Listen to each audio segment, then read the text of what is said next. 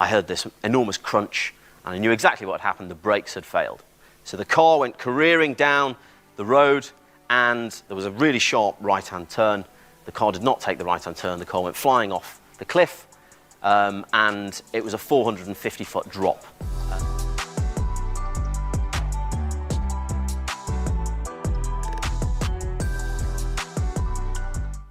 Sirs, ladies and gentlemen, thank you very much for coming here today. It's a real privilege and an honour to be standing here in Churchill Hall, the world's biggest sleeping bag, I seem to remember. It's been a while since I've been here. In fact, 12 years since I was in here. I certainly never thought I would be standing up on stage addressing an audience. So I know some of you have come from far and wide to be here, so my appreciation for that. What I'm going to do is talk to you a bit about leadership. Hopefully that's why we're here. We'll talk about leadership and some of my experiences. I won't spin too many army dits, I promise. It's really going to be what I've learned since leaving the army, but also how those skills and experiences I took away from the army have helped me in subsequent life as a civilian, as a broadcaster, as an author, and out on expeditions. And there'll be opportunity at the end to ask any questions. If you've got any questions, whether that's about leadership or just about my latest holidays, then please do save until the end. So I took an Uber here last night. I got an Uber and got chatting to the driver, the taxi driver, and he was from Egypt. And we got chatting, and he asked me where I was going. I said to the Royal Military Academy, and he said, "Oh, are you a soldier?" And I said, "Well, I used to be in the regular army. I'm now a reservist." Serving with a unit, and he said, "Okay." And then he looked at me and said, "Hang on, are you speaking there?" I said, "I am actually, yeah." He said, "Oh," sort of, I could see him looking in the mirror, and he sort of squinted and said, "Hang on, aren't you that bloke off the telly that walks everywhere?" I was like, "Yeah, that's me." He's like, "Okay, have you been away anywhere recently?" So I explained, "Yeah, I just got back 2 weeks ago from a journey around the Middle East. I've just done a circumnavigation of Arabia. I walked across Syria and Iraq and Yemen and a few other places." And he sort of squinted at me again, and I thought he was going to come out with something deeply profound. Obviously, he's from the Middle East himself, thought he was going to ask some very important question, and he simply said, "Why on earth would you want to do that?" So it's a very good question, and it sort of begs the question a little bit about the question of why. And I think as leaders, we often we don't like to necessarily explain ourselves, but actually I think it's healthy to think about why we do things and our behaviour. I've got a little video that sort of...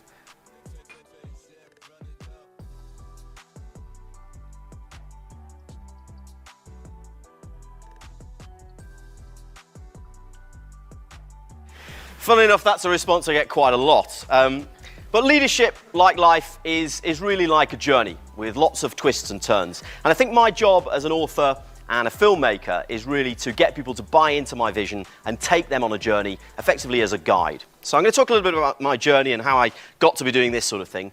I think it really goes back to my inspiration as a kid. You know, a lot of us, when we think about why we joined the army, probably goes back to childhood. Certainly for me, my father was in the TA. My grandfather fought in Burma in the Second World War, so I grew up on their stories. But if there was one moment where I kind of knew where my life was going, it was when I was 10 years old. And I went to a talk, not dissimilar to this, by a gentleman called David Shepherd. Has anyone heard of David Shepherd?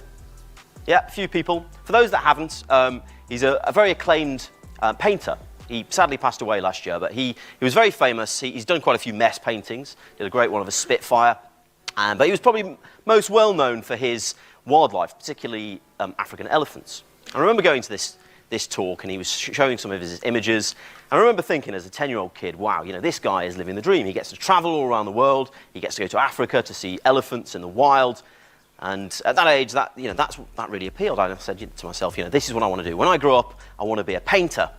So I went home, tried to draw an elephant, and failed miserably. It was absolutely crap, I have to say. But undeterred, I thought, I still want to go and see elephants in the wild. So what I'm going to do is go and see my careers advisor.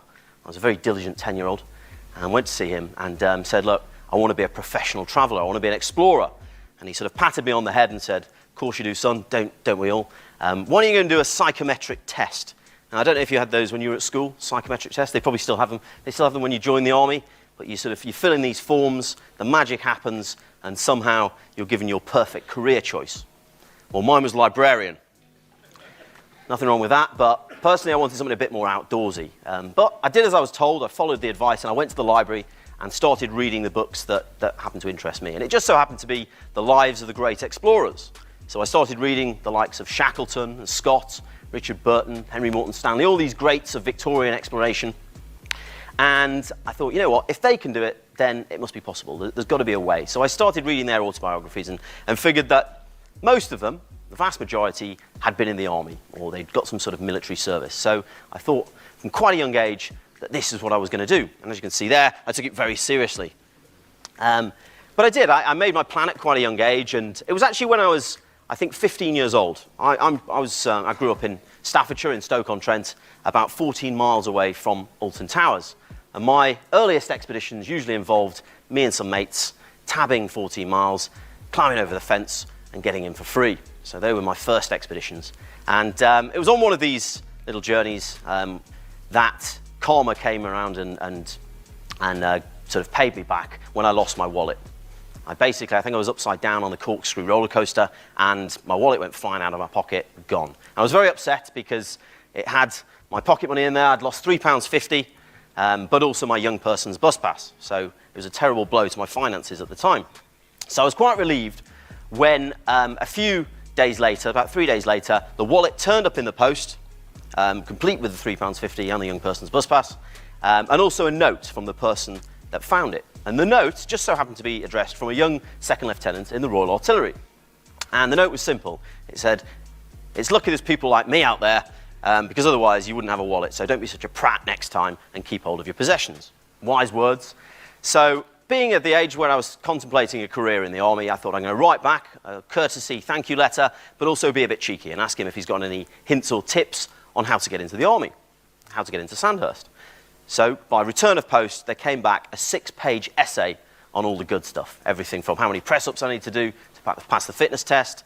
It said go away and learn to use a compass and read a map. It told me which broadsheet newspapers I should be reading. I thought we all know which ones. And but the one line that really stuck with me was the final sentence. And it simply said in this letter, "Above all, travel, ... because you'll have something to talk about in the bar at the end of the night." Wise words, and I don't think he quite realised the impact he had on me at the time. But I did, and so I made a decision there and then that that's what I wanted to do. I wanted to go and travel. So I decided I was going to go and take a gap year. Now, being from Stoke-on-Trent, not many people had taken a gap year before. So I had to go and figure out how it's done. I went and told my dad that's what I wanted to do. I'm going to take a gap year, and he said, "That's a lovely idea, son. What on earth is a gap year?" I explained that it involves going to places like Thailand to find yourself and grow your hair and things like that. And I did. He said, "Well, that sounds like a lovely idea, son. Why don't you get a job?" So I had to go, and I did everything. I went and put boxes on the conveyor belts at Argos. I stacked shelves in Summerfield. I even flipped burgers at McDonald's for a little while. So I did it all and got enough money, and finally went away at the age of 18, like a lot of other youngsters, and went on my gap year. And I did. I went traveling around South Africa. I went to Nepal and spent a bit of time trekking in the Himalayas. And I did go to Thailand and found myself, as you can see there. But it was a really eye-opening experience. And actually, the words of St. Augustine came to mind. It's like, life is like a book, and those that don't travel only read one page. And I certainly learnt the basics of self-reliance. I learned independence. But this was very much a journey as a young man, as a kid, out on my own in the world. But finally, I went to university, much to my parents' relief. I studied history, where I studied the history of overland journeys, funnily enough. I'm probably one of the few people that's ever studied history and actually got to use it later in life. But I did. I thought, you know what, this is what I wanted to study. This was my passion, my interest. I studied travel writing. And so when I graduated, I then decided I had to go and do my own overland journey. So I decided at the age of 22 that I wanted to go and follow the Silk Road, the ancient Silk Road, hitchhiked all the way from London all the way to India over the course of 5 months. And that involved going through Europe, through Russia, over the Caucasus Mountains, through Iran, through Afghanistan, where I blended in very well, over the Khyber Pass into Pakistan, and then finally made it to India. So it was a great journey. It was basically my second gap year, but it was a great journey. And again, I reinforced those lessons that I'd learnt when I was 18. Of course, these were individual journeys. I travelled on my own, no backup, nothing like that. And so there wasn't really the opportunity to learn any leadership skills necessarily, but what they did teach me was the basics of looking after myself. But then finally, when I did run out of money, I thought I'd better go and actually get that job I'd been talking about. So I did finally come to Sandhurst and got commissioned into the Parachute Regiment. But don't worry, I'm not going to bore you with any army stories. You've got plenty of your own. So I was obviously sent straight back out to Afghanistan. Slightly different reception than when I was there the first time, but exactly the same moustache I had when I was 10, as you can see. But I will talk about one thing that happened when I was in the army. After Afghanistan, I was posted to Catterick in North Yorkshire. Now, if you ever want any inspiration to travel, try living in Catterick in North Yorkshire. Have we got anyone from Catterick here today? Anyone who's been posted up there? Yeah, you know what I'm talking about. So I have to say, morale was low. I just got back from Afghanistan, having had some of the most intense yet exciting times of my life, and there I was teaching 17-year-olds how to shave. Slightly different scenario, but I had a very understanding commanding officer. He said, look, tell you what, why don't we raise morale, go away and do some adventurous training. And as we all know, adventurous training is the Army's euphemism from taking you from one cold, wet, windy and miserable place in uniform to doing exactly the same thing in civvies, usually Brecon. But I thought, no, I'm going to do something a bit different. What I'm going to do is I'm going to take some guys and we're going to go trekking in Nepal. I'd been there traveling before as a backpacker. I thought, why not go and organise a proper expedition? We went to climb Mira Peak, which some of you might have been there before. It's 6,500 metres, so proper mountain. You've got Mount Everest, somewhere in the background there. It's one of the highest trekking peaks, non-technical trekking peaks in the world. And a couple of the guys had been mountaineering before, but the other 6 complete novices. So we set off. It was a 3-week expedition. And off we went. This photograph was taken about 250 metres from the summit. We got another 110 metres, and then the cloud came in and the winds came up and we had to turn back. After 3 weeks trekking, we had to turn back. We didn't make the summit. And it was my call, but some of the guys were going to go down with quite severe frostnip. So it was a big decision to make. But nonetheless, it was an incredible expedition. However, as you can see there, nobody's smiling. I then left the regular army after that. I decided I wanted a change of career. I felt as though I'd sort of had my time, albeit quite short, but I wanted to go and do something else. And so I was faced with the question that we're all faced with at some point of what's next. And for me, the answer came on a plate. I was having a chat with a friend of mine who had just set up a charity out in Malawi, down in southern Africa. And she said, look, we really need some ambulances. Is there any way you can help out? You've just left the army, you've clearly got nothing better to do. Will you volunteer? So I said, yeah, sure. So rather than doing the standard sort of buy them on a website, get them shipped out to the continent and do it that way, I thought, why not buy them on eBay, a couple of grand, paint them white, stick some crosses on the side, and drive them overland. And that's exactly what I did. I got a team of friends together. They just so happened to be either former colleagues from the army or still serving. And together we drove 10,000 miles through 27 countries, all the way from the UK down to southern Africa. And that really was my first experience of taking the principles that the army teaches you about leadership and teamwork and applying them to the civilian context, albeit with people that, for the most part, had got some military experience. And I knew that we needed a diverse team. We needed people with different skills. So there was a staff sergeant from the REME that came along who obviously could fix the vehicles. We had a medic, we had a doctor, we had somebody that did all the social media. We had lots of a really diverse skill set, and that really brought a lot to the team. And it was a very successful expedition. We got the journey done. It took 2 months, and I have to say it was one of the most rewarding and just fun journeys that I'd ever done. And we finally got the ambulances down to southern Africa. We delivered them to the hospital, and everyone was very grateful. And it was actually at that moment that I decided that this is what I wanted to do with my life. You know, I'd learnt the skills that the army had given me. I'd got the experience by taking expeditions, both military and civilian. But what I needed to do is take it to the next level. More importantly, I was completely skint at this point and had no money whatsoever, so I thought I need to make some money. So by applying the skills, I thought, why not actually set this up as a business? So me and a colleague from the army, we set up a small company called Secret Compass that basically specialised in taking civvies from all descriptions out to interesting places. Read war zones. So we went horse riding in Afghanistan, we went skiing in northeastern Iraq, We took people on camels across the desert in Sudan. And it turns out business was booming. So the words of my colour sergeant at Sandhurst as we were slogging across Senny Bridge of civvies pay thousands for this, turns out he was right. So, there is a bit of inspiration.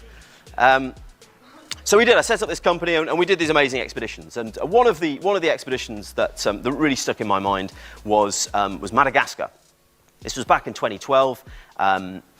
What we wanted to do, the idea was to walk, tab it straight across the island, a pretty big island, from east to west through some of the most untouched jungle anywhere on the planet. It was about 250 miles. We only had 3 weeks to do it. Bear in mind, these were civvies with actual jobs, so they took 3 weeks leave, 13 civvies and myself as the expedition leader to try and walk a completely unhacked trail. There was no paths, nothing like that. And from the day 1 to day 20, there was going to be no villages. There was no resupply. We had to carry everything. We had a few porters to carry some food, but effectively we were on our own, very isolated. And the idea was to walk this 250 miles through the jungle to the other side. And we set off. The team of 13, after 1 day, reduced to 8 because I think a few people then realised actually this wasn't for them. So they went and sat on the beach for 3 weeks. The rest of us, we knew that once we'd crossed 2 days, there was no going back because there was simply no way to get back. So off we set, and we did it. We almost did it. We got to day 19, and we knew that we looked on the map. We were a day behind schedule because one of the guys was a bit slow. And we looked at that, we set up our final camp, and we knew that we had to get to the beach the next day because people had flights, people had to get home. But we hadn't quite made it. There was still 93 kilometres left to push. I looked on the map, there seemed to be a trailhead about 20k on. And there's some dots on the map. We thought there'd be a village. We thought there would probably be some vehicles, or at least a motorbike that we could shuttle people the other, whatever, kilometres to the coast. And actually, I think everyone was quite relieved. All the civvies were like, you know what, we've just done almost 3 weeks in the jungle. We've seen enough. We've seen some lemurs. We're all happy. We can go home and pretty much tell everyone that we've almost crossed the island. And to be honest, I was quite relieved myself, frankly. But then there was one person, there was one client, and he was the one that was slowing us down in the first place, who said, you know what? No, I want to walk this. He said, I don't care if I miss my flight. I want to walk this. I've signed up to a journey that said that we were going to walk from one side to the other. I want to do it. I want to complete this. And he pointed at me and said, Lev, this was your idea. You've got to do it. And he was right. I'd staked my reputation on this journey. I knew that I had to do it. There was no backing out at this stage. I had to go and actually do it. So I looked at the map, saw there's 93 kilometres, and said, okay, well, if we're going to do it, we've still got to do it in the time frame, so let's go. So we had to do 93k in 24 hours. We set off at 1 a.m, and we finally reached the beach at about 10:45 the following night, through some of the most tough terrain I've ever encountered. And it was one of the hardest things that I've ever done, for sure. But you know what? Even he did it. We did it. There's 3 of us that finally did it. The other guys did get the transport. But it was a lesson for me. It was a lesson that actually, reputation precedes everything. And whether you're, on a civvy expedition, providing a service, I was new to setting up a business, trying to establish my brand in this very competitive space, or whether you're a leader in the army, if you're going to do something, follow it through and stick to your guns. And there he is, slowing everyone down at the beginning. But what is being a leader? What is leadership about? Any definitions? What is leadership? You're all leaders, aren't you, here? I mean, basically, in short shrift, it's simply getting somebody to do what you want them to do, right? In short terms, that's what it is all about. But there's different types of leadership, isn't there? We've all been taught about the various types of leadership. Transformational, transactional. But if you look at it on the sliding scale of, you've got the dictatorial leadership, you've got Assad here, and then you've got the inspirational, transformational leadership, you've got the Dalai Lama here. So you've got the left and right of arc. I think we all know who we'd probably prefer to be out of that. But we talk about transformational leadership, this art of creating a vision and getting people to buy into that vision, of engaging with it. And as a leader, you're not only there to tell people what to do, you're there to inspire them to want to do it for themselves. So imagine, you're a guide. You have this great opportunity as a guide, not just as a leader, but somebody who can take people on a journey and make it fun. And it's not just a case of making it fun for the sake of making it fun. It's because if you can take people on a journey that they want to be on, you'll get the best out of them. You'll unlock their potential and you'll bring the very best out of them. They will perform more effectively because they want to be there. And I think that's something to remember as a leader. Does anyone recognize some of these people? Can anyone name all of them? Anyone name 4 of them? We must have somebody that can name 1 of them. Okay, we've got a few people. These are some people that inspired me. We've got Churchill, we've got Wilfred Thesiger, we've got T. Lawrence, we've got Freya Stark, we've got Richard Burton. These are all explorers themselves.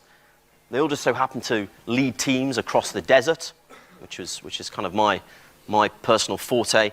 But they all had a vision, very different visions, but they all had their own visions.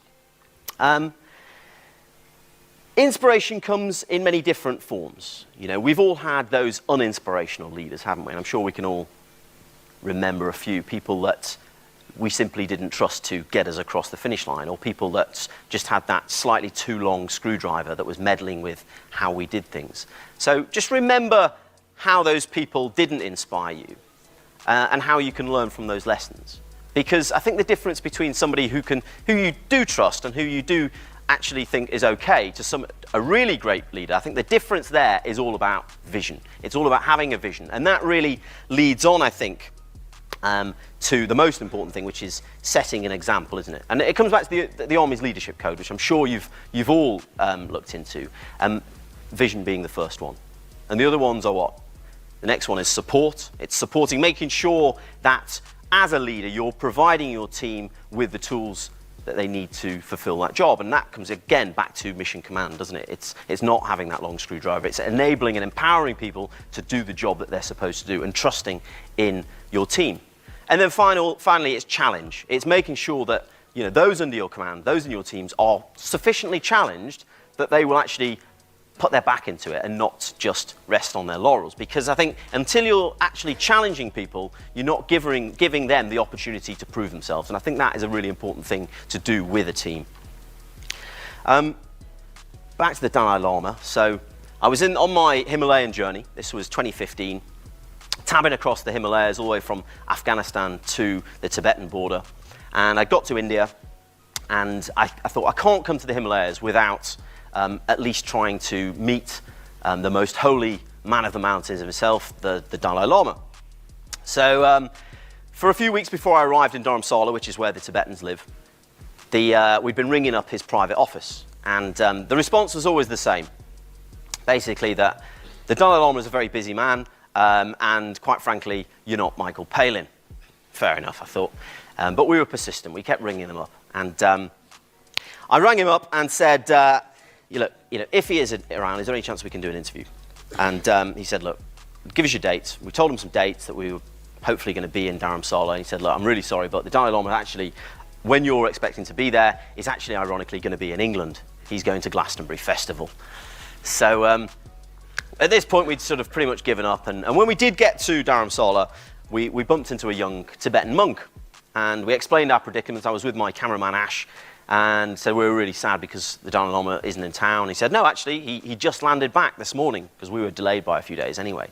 Perhaps he didn't like the music at Glastonbury and came back early. But we said, OK, well, is there any chance of meeting him? He said, look, go and knock on his door. So we did. We went down to his compound and knocked on the Dalai Lama's door. And we met the private secretary again, the guy that we've been badgering for weeks. And he said, not you two again.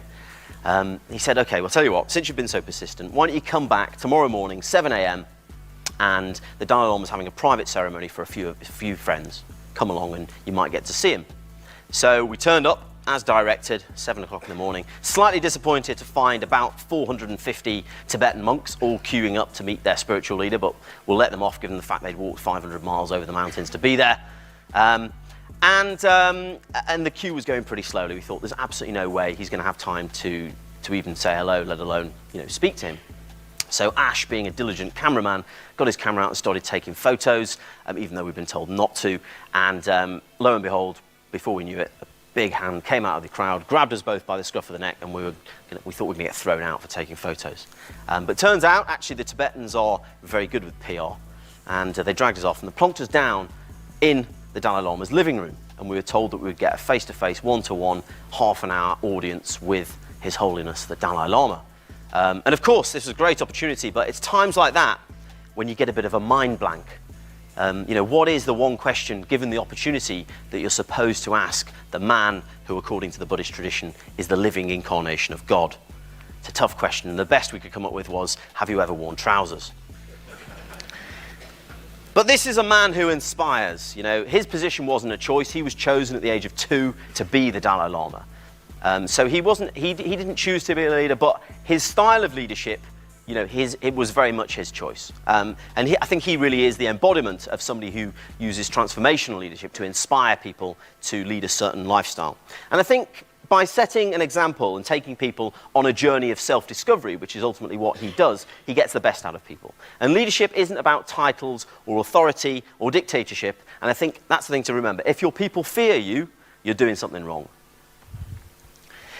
So the Army Leadership Code, coming back onto that, what's the mnemonic? What's the thing? It's leaders, isn't it? Anyone tell me what they are?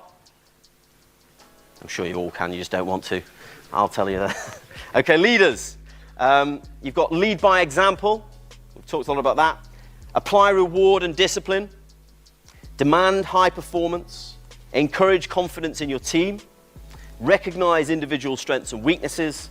And strive for team goals. Now, when I was on my Nile expedition, I came across lots of very remote tribes, no more so than in South Sudan. Has anyone been to South Sudan? I know the army's out there at the moment doing certain things. South Sudan at the moment is in the midst of a civil war. I was there in 2014, a couple of weeks after the civil war began. I have to say it's a bit like the Wild West of Africa. There is literally 2 tribes at war, and what's going on there is pretty brutal in many places. There aren't many places that are removed from the conflict, but there is a certain tribe called the Mundari tribe, who are quite a peaceful people. They live a very basic lifestyle, but they've got their cows, which are the main form of currency, and to keep the cows safe, what they do is they often take them to the River Nile, they swim them across the river onto these floating islands of papyrus.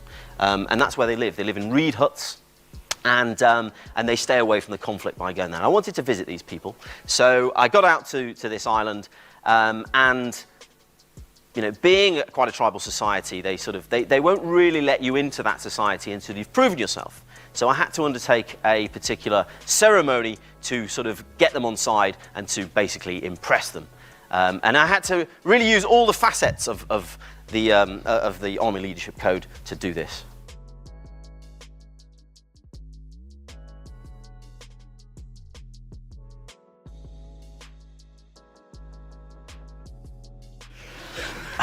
Not my finest hour, I have to say. So there's me in my living room. There's the cliche of the explorer at work. It's not really my living room, I wish it was. But I think that's the cliche, isn't it? That's the sort of spinning the globe, looking at a map, drinking a whiskey, plotting the next expedition. Turns out there's a bit more to it than that. In the world of exploration, there's a saying, there is no problem so bad that you cannot make it worse. Have a little think about that one. And I guess what I'm trying to say is, it's all about making sure that if you undertake to do something this daft, then you've really got to make sure you're best prepared to follow through. It's all about preparation and planning. And ultimately, there's a lot of planning that goes into an expedition. The Nile journey, the first sort of televised one that I did, took about 2 years of planning and preparation, getting the finance, getting the funding, getting all the backing in place, the visas, the paperwork, all the bureaucracy that goes with it. Also the more practical considerations. What do you do if a lion is chasing after you through the bush? What do you do if a gorilla is beating his chest a metre away from you? What do you do if you get bitten by a snake? All of these things. Also, what kit do you need to pack? What's the most important things? One of the lessons I learnt from my African journeys is the importance of always carrying a packet of cigarettes. Now, I'm not a smoker, I don't condone smoking, but turns out that most gunmen in Africa are. And trust me, when you've got an AK-47 in the back of your head, there's nothing quite breaks the ice like offering somebody a fag. And it saved my life now on 3 occasions. So there you go, kids. One for the books. But I think preparation, training is key in any facet, leadership in particular. We can all learn to be leaders. We can train to be leaders, and we can all become better leaders in our job. So I think that is something that we can do. And we talk about values-based leadership a lot. The Army's values and standards are drilled into us from day one. And I think values-based leadership really is where it's at. It's making sure that you take those values and standards and you apply them in every facet. So I'm going to talk through some of the values and how leadership can apply. The first one, what's the first one? Not the acronym, the C drills, isn't it? Yeah, C drills. What's the first one stand for? Courage. Courage, but perhaps the most important one. Courage for me, one example was when I was in the Himalayas again. I'd got to Nepal, and ironically for a walking expedition I had to take a taxi. So I'd reached this small village called Rukum in central Nepal, and it was about 5 o'clock in the afternoon. It was already going dark. There was nowhere to stay. There was a Maoist uprising at the time. There was lots of protests. The local villagers said, look, we're really sorry, but there's no guest houses here. There's nowhere to camp. You need to go to the town, which is 5 miles away. So I broke my cardinal rule. I had to get into a car, but the plan was I was going to come back the next day and continue walking from where I'd left off. So I got into a taxi. There was myself, my guide, Binod, and also my brother, who'd basically come out for a holiday. This was day 2 of the holiday. And off we went. We drove up over the mountains. It was pitch black by now. And just as we reached the crest of the mountain, I heard this enormous crunch, and I knew exactly what had happened. The brakes had failed. So the car went careering down the road, and there was a really sharp right-hand turn. The car did not take the right-hand turn. The car went flying off the cliff, and it was a 450-foot drop. The car rolled, banged 10 times, until it finally came to a stop. I'd been thrown clear of the car along with Binod, although I don't really remember that bit, and I felt my arm had been severed. You know that bit on Saving Private Ryan where he's on the beach, he picked up his arm, wandering around slightly confused? I kind of felt like that's what happened. I couldn't feel it. The reason I couldn't feel it actually wasn't that it had been severed, but actually it was just snapped and pointing the wrong way. So a rather painful experience. I wasn't unconscious, but I did realise, I was sort of looking around, I saw Binod, I could hear him groaning, and then I remembered that my brother was there. I shouted for him, his name's Pete, and I saw that the car was basically on this very precarious, it was almost comedic, because the car was on the edge of another cliff over a river, and the car was sort of balancing like this, and my brother was still in the car. He climbed to the back, he got out of the back window, which was completely smashed through, and luckily he wasn't as injured as we were, but his courage that day was quite remarkable. I was in no fit state to be doing anything, because I could barely stand up. I was in so much pain that I was just lying there.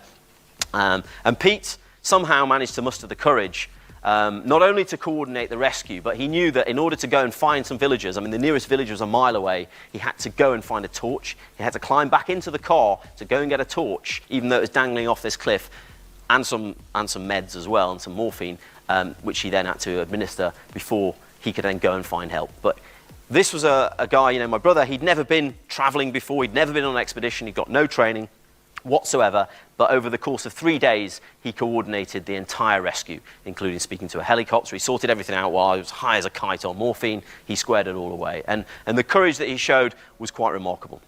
And the other person was Binod. So after we finally did get rescued after 3 days, we had to then get flown back. I had to go and get an operation in the UK because at this stage my sort of bones had all wended the wrong way. So they said this was just after the earthquake in Nepal, so the hospitals were all pretty messed up anyway. So they said, you've got to go back to the UK to have an operation. It then took 40 days to fix before I could then fly back out to continue with the journey. Binod had hurt his back quite badly. But I think more importantly, his wife was definitely saying, do not go back on that expedition. And yeah, I don't think I was in her good books at this stage. But I said to Binod, look, I'll totally understand if you don't want to continue this journey with me. I've got to finish this. This is my vision. I've got to do it. But I'll understand if you want to back out at this stage. But he said, you know what? No, I've started this and I want to finish it. And he did. So we went back and we carried on walking from the scene of the crash. And as you can see there, the car was pretty mangled. But the courage that both Pete and Binod showed in that whole episode was something that was inspirational for me. D, what's the D? What's D stand for? Discipline. Why is discipline important? We've got the Army Sergeant Major here. Why is discipline important? I've always wanted to do that because he was my colour sergeant here. People like you in check. It is keeping people in check. Exactly that. You know, it's basically.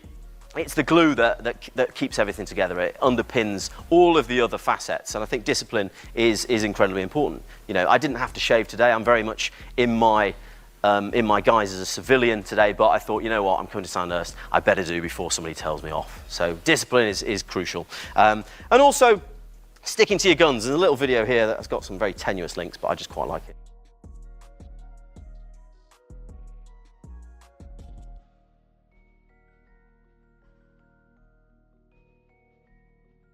Yeah, sticking to your guns, very important. Next one then is, of course, respect for others. I think it's important. I learn sort of, I guess, with my job of going to meeting other different cultures and so on, but also within your team. It's respecting people's opinions. I think it's really important as a leader, and certainly the way I like to exercise leadership on the ground in these civvy expeditions is you've got to be inclusive. You've got to get people's opinions. And even if I know what course of action I want to take, or even if I know the course of action I'd like to take, I still open it up to the floor, because you just never know. Somebody might come up with that brainwave, that little spark that you'd not even thought of. So I think it is important to include people and get their buy-in. And I think you can, by asking questions, you can really do that. One example of when this went slightly wrong was I was in the Himalayas again with Ash. This is my cameraman, and we'd somehow become separated from our horses. We had some horses and we had a local guide. They knew the way, but for whatever reason we'd sort of lost them. And they had all our bags, they had all our equipment, they had our food. There was just us in, you know, shirt and trousers. That was it. And off we went, and Ash and I, it was getting on with the day, and we were getting slightly concerned that we hadn't met up at the RV with the horses. And then the path disappeared. At the top of this glacier here, that's Ash, the path disappeared. And we had two choices. One was to continue at the same height, contouring around to try and get to this little settlement that we'd planned on, which was a few miles ahead. Or the other option was to take the shortcut straight down into the valley. We knew there was probably going to be a river down there somewhere, but up the other side. It was a lot shorter, but there was more unknowns. I was up for staying at the same height and taking the detour, but hopefully a safer route. Ash wanted to go straight down the valley and get the shortcut. We were both tired, and for the first time, I've known Ash for a very long time, since uni, we argued. And when I say argued, there was some pretty harsh words said, and we weren't going to come to any agreement. And I thought, you know what? What's the worst that can happen? So there are times, I think, when actually what was the bigger picture here? You know, Ash was my mate, but he was also a cameraman. He was on a job, and he was at the point of completely having enough and saying, look. And I thought, you know, if I put my foot down here and say we're going this way, you know, it was my expedition, my vision, I could have my way, but the chances are the next day he would have just been on the next flight home. And not only would I lose a cameraman, which is a fairly essential component in making a documentary, but also a good friend. So I thought, you know what, the bigger picture here, I'd let him have his way. It might go wrong, but what do we lose? We get a little bit lost. So we did. And not only did I say, you know, okay, fine, you can have it your way, I think you've got to accept responsibility as a leader. So I said, you know what, Ash, you're right, let's go down that way. And so we did. We went down into the valley, took about an hour to get to the bottom, and as expected, there was a massive raging river with absolutely no way to get across. It was already dark at this stage. We were both completely knackered. So we ended up having to sleep rough in the pouring rain. It was -1. It was freezing cold. We had no warm kit. And it was one of those miserable nights of my entire life. But I think actually by doing that, it kept the team intact. And we made it out. Obviously, there was a couple of moments where it was a bit sketchy, and you know, probably ended up as close to a survival situation as I've ever wanted to come. But ultimately, you know, the team remained intact, morale stayed high because we were joking about it the next day, and actually, ultimately, the expedition continued. So there are times when you simply have to sort of swallow your pride, swallow your ego as a leader, and just think about the bigger picture. But talking about respect for others, here's a little video how some cultures are slightly different, and you've got to respect the way they do things.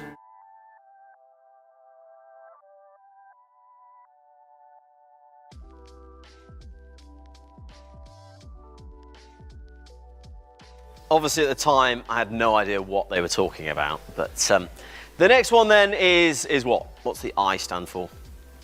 Integrity, exactly. And what does integrity mean? Integrity is doing the right thing, not the easy thing, isn't it? It's making sure that you do what the right thing is.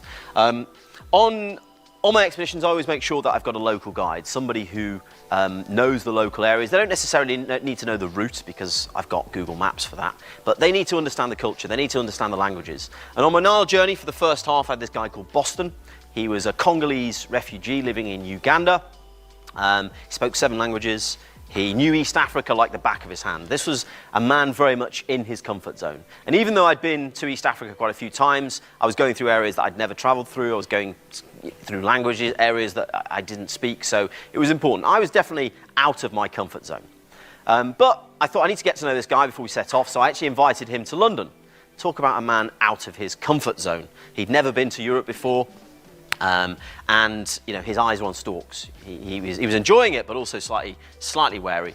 And there was one particular day where I was busy doing something, and Boston said to me, "Look, I'm a guide, I'm a leader, I can look after myself, don't worry about me." So I gave him his tube map, I gave him his Oyster card, and the last I saw of him on that particular day was him going the wrong way down the escalators at Charing Cross Tube, shouting, "I'm going into the bowels of hell," which is pretty accurate if you ask me. But Boston, you know, he was a man of integrity, and there was one instance in Tanzania. We were in this area of rainforest. I'd slightly underestimated how long it was going to take us to get through this jungle because we'd stocked up for a couple of days of food, but we thought there's a few villages, we'll be fine. Anyway, we ran out of food completely for 3 days. We were pretty hungry at this stage. Boston was very hungry, and he said to me, "Lev, can we go hunting?" And that would have been the easy option, but I had to explain to him, I had to use my own integrity and explain that actually I was trying to raise money for a conservation charity, so it wouldn't go down that well. But he said, what about a pigeon? Can I get a pigeon? I was like, yeah, go on, a pigeon, that's fine. So he kind of fashioned this catapult out of a bit of wood and a bicycle in a tube, rubber, and off he went. 2 hours later, came back with a sparrow this big. And we roasted it and ate it, and quite frankly, it didn't fill much of a hole. So I was very relieved the next day when we finally did reach a little village, and there was a little old lady with a cauldron. It's like something out of the films, and it smelled really nice. So we got up there, and you know, I was so hungry I really didn't care what was in it. But I asked her, I said, what is it? And she said it's called haricot viande. Anyone speak French? No, neither do I. That was a really bad pronunciation, but it means meat beans. Haricot viande. Meat beans. And basically, I really didn't care, so I wolfed down an entire sort of gallon of this stew. Boston was rolling around, laughing his head off at this stage. And I said, what's wrong? He said, well, do you know what you just ate? And I said, well, it's meat beans. I mean, there's no meat in it. It was just beans and rice. At which point he said, no, that wasn't rice. They were maggots. So, yeah, they let the beans go rotten, so there's more protein in the stew, apparently. But food was a perennial problem. Has anyone who's been to Belize? Anyone been on exercise to Belize? Yeah, you might recognize this guy then. Aaron Diaz.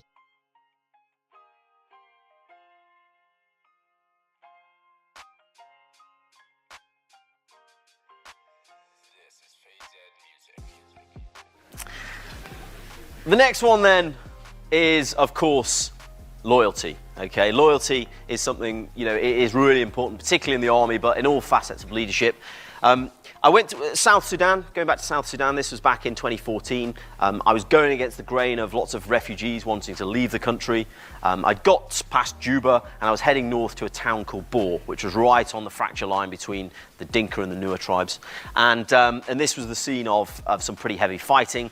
The morning that I arrived, there'd been a massacre inside the UN compound. 65 people had been killed inside the actual compound. The town had been set alight. This place was completely messed up. And on the way from Juba to Bor, there was myself, my mate Will, who's a doctor in Boston, and we had an extra bag because we knew that getting food, as I've mentioned, was quite tricky. So we had to carry an extra bag, which is difficult when you're walking, when you've already got a big rucksack. So we employed a local porter. He wasn't a local, he was from Uganda, but he'd been in Juba looking for work. And there was this 19-year-old kid called Siraj, and he was desperate for work. And so he said, well, come along. And he showed a lot of courage by coming on that journey because he knew that there was a war going on. He was very inexperienced, but he was the only person willing to come with us, so we didn't really have a choice in the matter anyway. But as we were getting closer and closer to Bor, and the stories that were coming out of this place were so horrific, but he said to me, look, no, I'm coming, I need the money, but also I quite enjoy coming along on this little adventure. So I thought, okay, you can come with us. And he did. He showed incredible loyalty. And when we got to Bor, there was only one place to stay, the South Sudan Hotel, which had already been burnt down, but there was about 3 rooms that weren't completely ramshackle. And so we checked into this hotel, and we were told by the proprietor, look, whatever you do, do not leave the hotel. We're expecting an attack tonight. So we thought, brilliant, just what we need. And he was right. 9 o'clock, we heard gunfire. So we thought, well, we can't go outside because we just don't know who is who out on the streets. It's not like there's people, there's people wearing all sorts of uniforms. We thought the only place to go is on the roof, and we can watch the fireworks from a good vantage point and at least get some good footage out of this. So we did. We climbed up onto the roof, and the rebels were advancing. They pretty much encircled the whole town. We were watching the gunfire go over. The tracer was kicking off. This was the real deal, and we were sort of watching this whole display. Siraj, the Ugandan porter, was bricking himself the whole time, but he stuck with it. There's nothing. There was nowhere for him to go, but he put on a brave face. And the gunfire was getting closer. Then there was artillery. There was mortars coming in. Quite terrifying stuff, especially for a 19-year-old who'd never seen that sort of thing before. So it was that night we thought, okay, we need to get out of here. The UN had all been evacuated, but we'd had a contact, and I was in SATCOMs with this guy who was the flights coordinator for the UN. And we managed to get him on. He said, look, we can get a helicopter to come and rescue you, but there's only 2 seats. There's only 2 seats on the helicopter. And Siraj, very brave of him, he said, you know what, you guys go, get yourself out of here. At least I can blend in. I'll be able to find a way to get back to Juba. And I had to make a decision at this stage. It would have been easy for me to take the helicopter out, but he demonstrated incredible loyalty to me, and I had to show it back. It was really important. So I said, no, we're not going to take the helicopter. We're going to wait till tomorrow, and we're going to drive the 7 hours back to Juba to escape that way. And I think it was important to demonstrate that, because ultimately, again, it comes back to your reputation. If you get a reputation for jacking on people, it will come back to bite you. So it's a really important thing. And there's Siraj there, wondering what on earth he was doing. And the final one then, what's the S? Selfless commitment. And I'm going to talk about somebody else here who, nothing to do with my expeditions actually, this man. This is a picture of my grandfather, age 19. And he was posted to Burma in 1943 and 44. And he was with the Royal Welsh Fusiliers. He was attached to the Chindits. And he, for me, was one of my earliest inspirations. I mentioned it right at the start. But talking about selfless commitment, part of his job, he went on a recce in the jungle. He went on a 4-man team, a 4-man patrol. They went off to go and find the Japanese. And they did find the Japanese. They got ambushed by them. The Japanese opened fire, and they killed his 3 mates, all of them. He was on his own at this stage, out in the middle of the jungle. And what did he do? Well, he had to do a runner, of course. So off he went, and he found himself confronted with a swamp.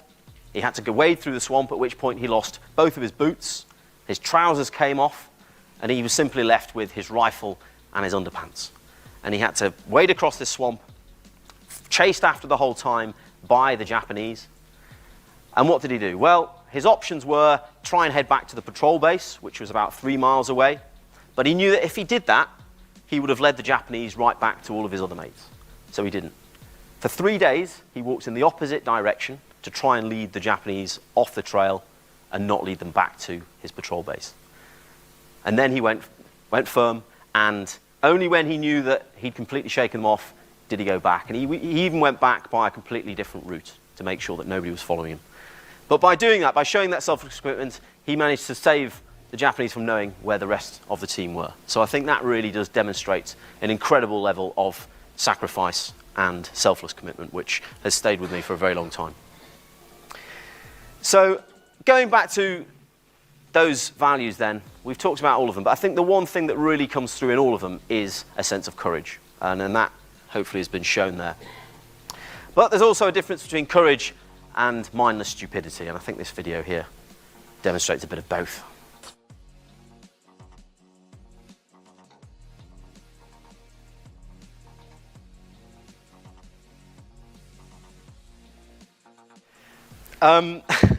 So, yeah, leadership then, I'm going to finish up now. Leadership is a journey for you and those people that you lead. And you've got the choice to direct how that experience is. I like this photograph here, not just because it's a picture of me with a flag, but it's what it represents and what it doesn't show, because there's one bloke with a flag having just completed a journey. This was at the end of my Nile journey after 9 months walking, 4,200 and something miles. I was pretty relieved to be there. What you don't see, of course, is the people behind the camera, the people that support you on your journey, the cameramen, the fixers, the local guides, all these people, the people back home that support you. And it's important to remember that in order to achieve great things, you need to surround yourself by great people. And you as leaders can make your teams great, because that is your privilege. What you also don't see going on behind the camera is the several very bewildered Egyptian holidaymakers trying to get a suntan whilst this daft English bloke was running into the sea with a flag, chased after, I hasten to add, by the local lifeguard who was blowing his whistle saying I was outside of the safe swimming area. Slightly ironic. Thank you very much. Cheers.